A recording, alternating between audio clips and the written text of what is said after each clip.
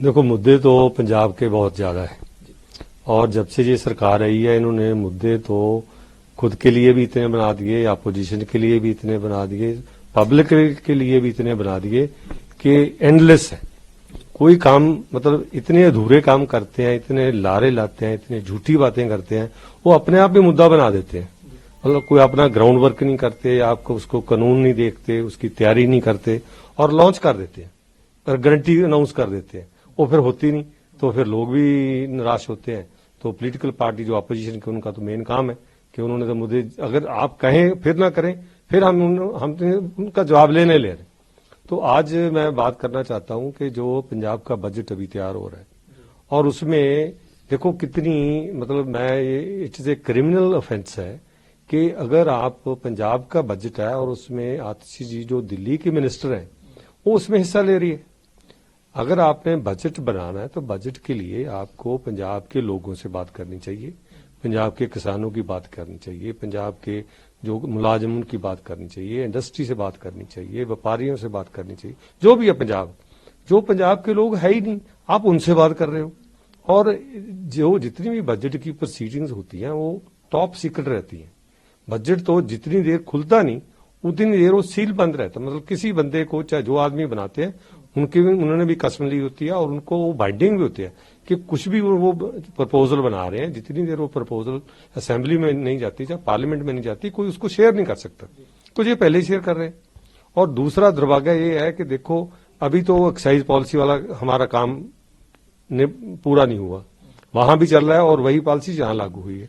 अभी वहां का आपको सबको मालूम है कि किसी को बेल नहीं मिल रही और ये इवन अपने केजरीवाल जी सम्मन नहीं ले रहे, आतिशी सम्मन नहीं ले रहे और उल्टा ये कह रहे हैं कि जी देखो ये हमें नोटिस भेजा उसमें कुछ लिखा नहीं, ना तो आईपीसी की धारा, ना सीआरपीसी की है, ना पीसीए की है, ना पीएमएलए की है, कि धारा तो लगाई नहीं। भाई अगर ये अभी धारा लगा देंगे तो फिर आप कहेंगे धारा लगा दी, हमें तो सुना ही नहीं।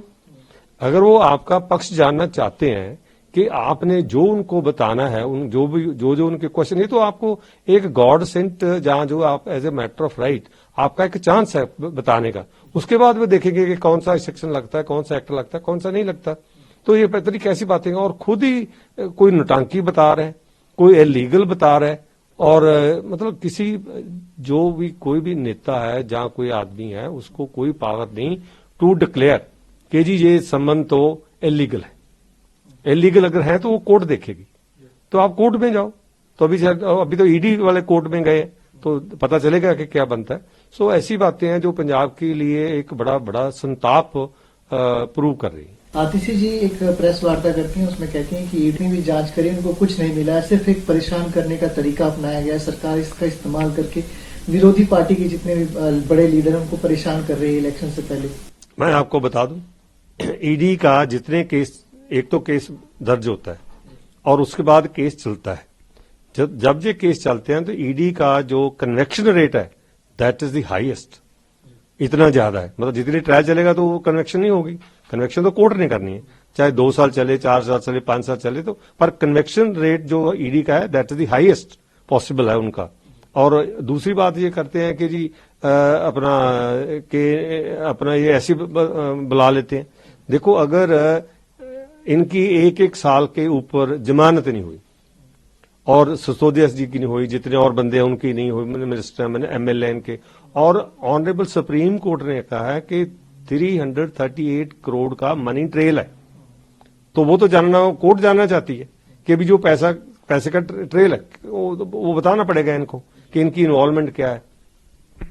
इस समय सर गरमाया हुआ है, कल ये मुद्दा सुप्रीम कोर्ट तक भी पहुंचा। सुप्रीम कोर्ट ने सख्त टिप्पणियां की जो प्रिसाइडिंग ऑफिसर अनिल मसीह हैं उन्हें। वैसे भी पहले भी विरोधी दल कहता है कि प्रिसाइडिंग ऑफिसर जो अनिल मसीह हैं उनका बीजेपी से संबंध है, तो बीजेपी के पक्ष में काम कर रहे हैं। तो उस पर बीजेपी की पहली प्रतिक्रिया क्या होगी? देखो ऐसा है, वो इलेक्शन तो हुई है और उसकी वीडियो रिकॉर्डिंग भी हुई है।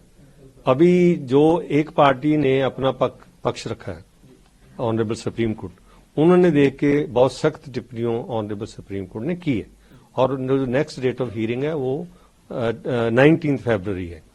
तो उस दिन जो अनिल मसीह जी हैं उनको भी बोला कि आप भी पेश हो। तो कई बार क्या होता है, मैं उनके लिए कोई ब्रीफ होल्ड नहीं कर रहा, वो तो अब सब जुडिस है मैटर, कोर्ट ने देखना है कि कौन सच्चा है कौन झूठा, क्या बात है। पर कई बार ये क्या होता है कि हम जब भी मैं भी रहा हूं सर्विस में, हम भी जब एक पार्टी को सुनते हैं तो ये समझते हैं भी इसी का यार बनता है, जब दूसरी को सुनते हैं तो फिर पता चलता है कि नहीं भाई ये भी ठीक बोल रहा है। सो फैसला तो ऑनरेबल सुप्रीम कोर्ट ने करना है, पर देखो जब ये दूसरे पक्ष को सुनेंगे तो उसके बाद जो फैसला आएगा वो हमें मंजूर होगा।